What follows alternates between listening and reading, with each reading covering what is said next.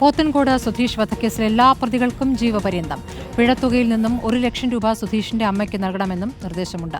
പിഴ അടച്ചില്ലെങ്കിൽ അധികമായി 5 വർഷം കൂടി തടവനുഭവിക്കണമെന്നും കോടതി വ്യക്തമാക്കി.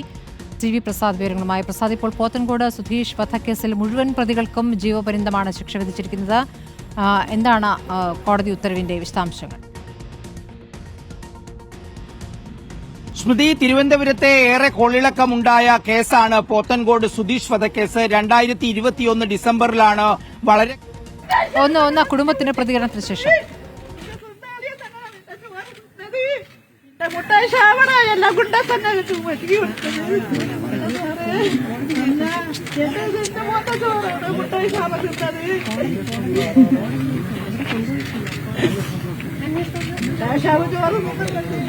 വിധി സംതൃപ്തിയുണ്ട്. അമ്മ വൈകാരികമായി പ്രതികരിക്കുകയാണ്. മുഴുവൻ പ്രതികൾക്കും ശിക്ഷ ജീവപര്യന്തം ലഭിച്ചിരിക്കുകയാണ്. പ്രസാദ്, തുടരാം.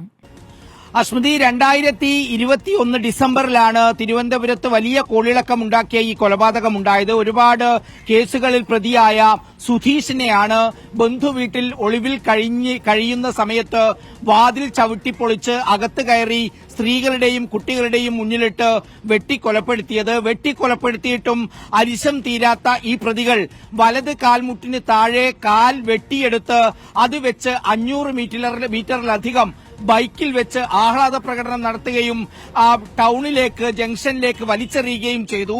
ആ വലിച്ചെറിയുന്നതിന്റെ CCTV ദൃശ്യങ്ങൾ വലിയ തോതിൽ സമൂഹത്തിൽ പ്രചരിക്കുകയും ചെയ്തതാണ്.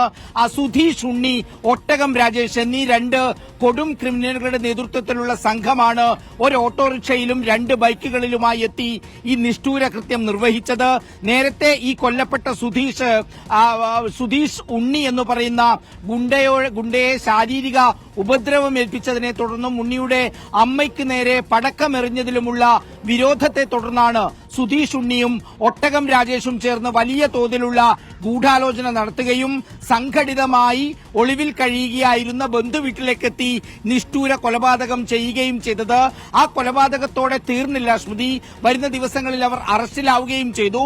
പക്ഷെ പിന്നീട് അവിടുന്ന് ഇങ്ങോട്ടേക്ക് കേസ് അട്ടിമറിക്കാനുള്ള വലിയ ശ്രമങ്ങളാണ് ഈ ഗുണ്ടാ സംഘത്തിന്റെ ഭാഗത്തുനിന്നുണ്ടായത്.